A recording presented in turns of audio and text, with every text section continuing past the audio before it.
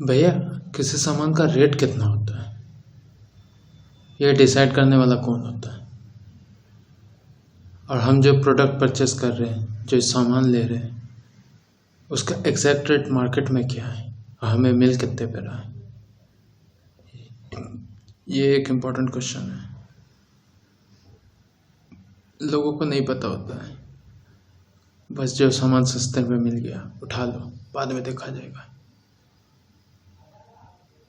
एक जो फैन होता है वो 800 रुपये पे भी मिलता है, 600 रुपये पे भी मिलता है, 1200 पे भी मिलता है और 2000 पे भी मिलता है। लेकिन लोग परचेस करते हैं 600 और 800 वाले। क्यों? क्योंकि वो सस्ता है। ये नहीं देखते कि उसके अंदर का मटेरियल क्या है, कॉपर का है, एल्युमिनियम का है या कुछ और कंटेंट डाला गया है। नहीं मतलब होता है, हवा खाना है भैया। लेकिन आप ये नहीं देखते हो। आपको शॉर्ट टर्म का प्रॉफिट तो दिख गया, लेकिन लॉन्ग टर्म में आने वाला जो आपका बिजली का बिल है वो कितना बढ़ेगा। पंखे पे लिखा है बिजली आने का रेट, आपको वो नहीं दिखता। एक इसी तरीके का किस्सा है। मेरा एक फ्रेंड है सुरेंद्र करके, उसे एक प्रॉपर्टी लेनी थी। अब उसे समझ में नहीं आ रहा था। उसका फर्स्ट टाइम था, वो परचेस कर रहा था प्रॉपर्टी, लेकिन उसको 1 रुपये का भी नॉलेज नहीं था कि कैसे परचेस करें, क्या परचेस करें। एक ब्रोकर से कांटेक्ट हुआ। वो ब्रोकर मेरा भी अच्छा फ्रेंड था और उसका भी कांटेक्ट में था। तो उसने उस ब्रोकर की हालत ख़राब कर दी रेट एग्जैक्ट पता करने में। क्योंकि रियल एस्टेट में 2 तरीके का रेट चलता है, एक गवर्नमेंट रेट चलता है, एक मार्केट रेट चलता है। गवर्नमेंट रेट 500, 600, 700 जो भी चलता होगा, और मार्केट रेट उसका 3 टाइम्स 4 टाइम्स का रहता है। यानी अगर गवर्नमेंट का रेट 1,000 रुपये का है तो मार्केट का रेट 2,000, 3,000, 4,000 रहता है। वो डिपेंड करता है डिमांड और सप्लाई पे। उसने जब तक तह तक नहीं जाना तब तक उसने प्रॉपर्टी नहीं खरीदी। उस मैटर को इतना डीप तक ले गया, इतना डीपली समझा मार्केट को, तब जाके उसने प्लॉट लिया। लेकिन उसने 1 रुपये भी इधर उधर खर्च नहीं किए। तो ये होता है मार्केट को एनालाइज करने का तरीका। हमारे आसपास बहुत सारे लोग रहते हैं जो मार्केट को एनालाइज करने के अलग अलग तरीके रहते हैं। एक टाइम था जब प्याज 80 रुपये 100 रुपये किलो चल रहा था। कुछ लोग थे जो सिर्फ बिना प्याज के खाएं खाना, और कुछ लोग थे जो प्याज पहले ही स्टॉक में परचेस कर लिए थे जब 50-60 रुपये के चल रहे थे। तो भैया डिमांड इतना ज़्यादा कैसे बढ़ गया जबकि हर साल नॉर्मल सप्लाई होता है? डिमांड बढ़ाने भी वाले भी हम ही लोग हैं, सप्लाई करवाने वाले भी हम ही लोग हैं। महंगाई दर का बात करें ना, तो महंगाई बढ़ाने वाला भी हम ही लोग हैं। और लोग सरकार को गालियाँ देते हैं कि सरकार ये कर रही है, वो कर रही है। आज 10 रुपये में मिलने वाला चीज़ जो पहले के टाइम पे 1 रुपये 2 रुपये पे मिलता है, आप लोग को पता है, अचानक से शूट अप कैसे कर जाता है। 10 रुपये, फिर 20 रुपये, फिर 30 रुपये, फिर 40 रुपये, एक टाइम पे आता है 50-50 रुपये किलो मिलता है। मैं नॉर्मल सब्जियाँ की बात कर रहा हूँ। उसके भी ऊपर जाने का रीज़न महंगाई दर है, और महंगाई दर डिमांड के ऊपर डिपेंड करता है। आप लोगों को कभी कभी लगता है कि गवर्नमेंट रेपो रेट हाइक क्यों कर रही है, कभी कभी रेपो रेट गिरा क्यों देती है। One and only the reason to maintain the inflation rate. अब इन्फ्लेशन रेट मेंटेन कैसे होता है तो आपको मुझसे ज़्यादा गवर्नमेंट और इकोनॉमिक्स की किताबें बताएंगी। मैं तो बस आपको ये बता दूंगा कि इन्फ्लेशन को कंट्रोल करने के लिए अगर बैंक रेपो रेट ज़्यादा बढ़ा देती है तो बैंक्स आपको लोन्स कम देंगे। लोन्स कम मिलेंगे तो आप खर्च भी कम करोगे। खर्च कम करोगे तो मार्केट में डिमांड कम हो जाएगा, सप्लाई बढ़ जाएगा, तो ऑटोमेटिक प्राइस घट गया। और अगर ऐसा होता है कि रेपो रेट घटा दिए तो मार्केट में डिमांड बढ़ जाएगा, सप्लाई कम हो जाएगा, तो ऑटोमेटिक इन्फ्लेशन रेट बढ़ गया।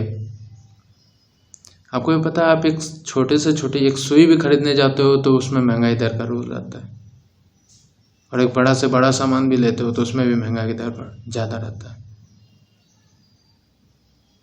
इसी तरीके से शेयर्स भी है।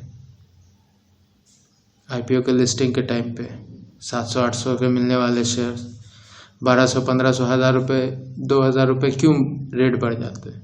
उसका भी रीज़न है, डिमांड और सप्लाई। 10 रुपये का फेस वैल्यू है और 1000 रुपये का शेयर है, कैसे हो गया? सीधा 10 टाइम्स का प्रॉफिट। बहुत बड़ा इन्वेस्टर भी होता है, छोटा इन्वेस्टर भी होता है, रिटेल इन्वेस्टर भी होता है और मल्टी लेवल इन्वेस्टर भी होता है। वहाँ पे आपका पैसा इम्पोर्टेंट करता है। आप अगर गलती करोगे तो आपका इन्वेस्टर कमाएगा, जो बड़े लेवल के इन्वेस्टर्स हैं।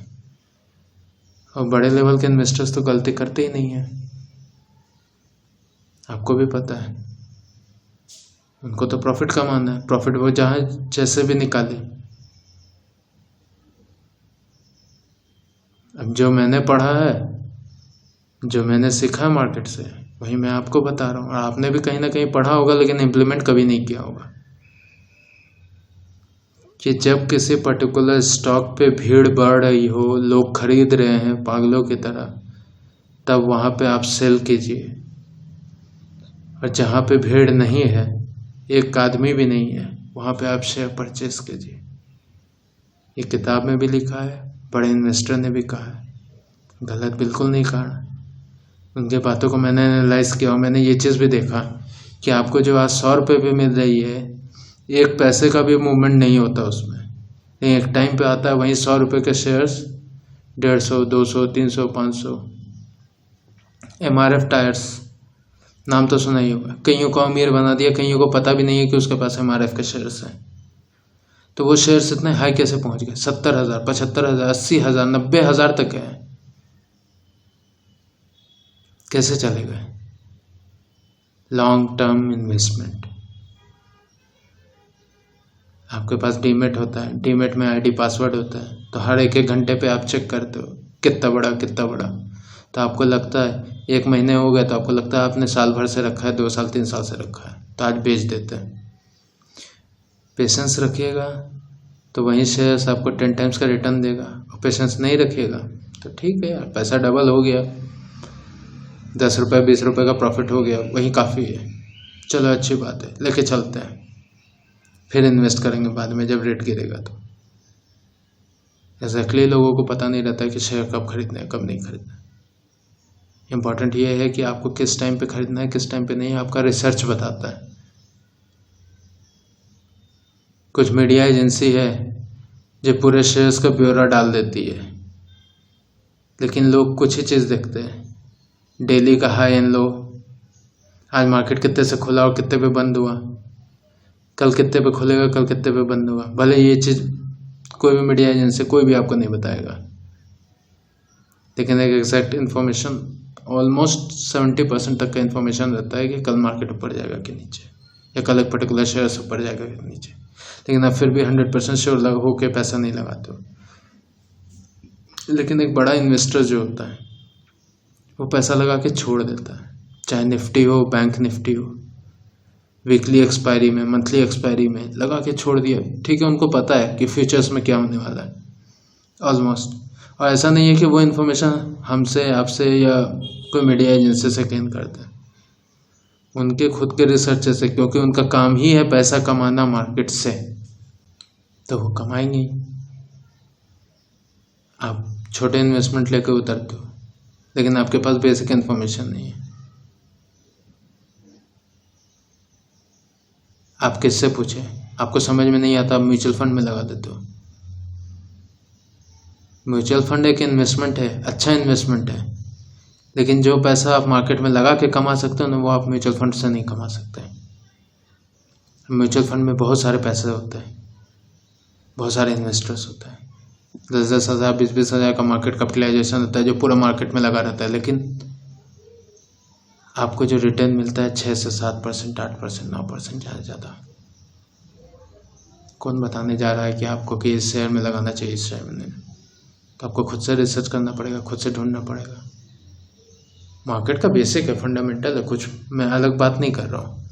मैं बस आपको आपकी गलतियाँ बता रहा हूँ जिससे कि आप प्रॉफिट मार्केट में बाद में बुक कर सके, अगर आप अपनी गलतियों को एनालाइज करते हैं।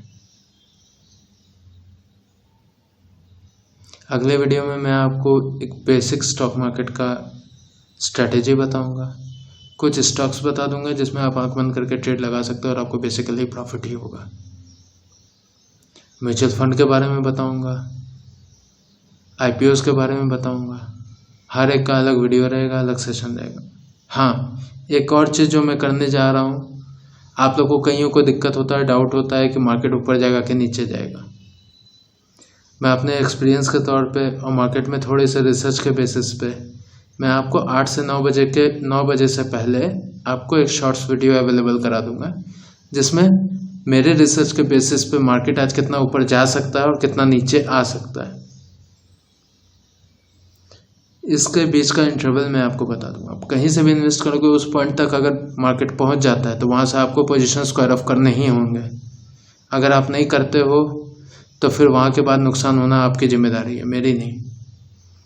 और एक पॉइंट मैं बता दूंगा नीचे का कि आप कहाँ से शेयर ले सकते हो या फिर कहाँ तक आप शॉर्ट सेल कर सकते हो। कल से मार्केट में ट्रेड करते हैं, पैसा कमाते हैं, देश को आगे बढ़ाते हैं। नमस्ते।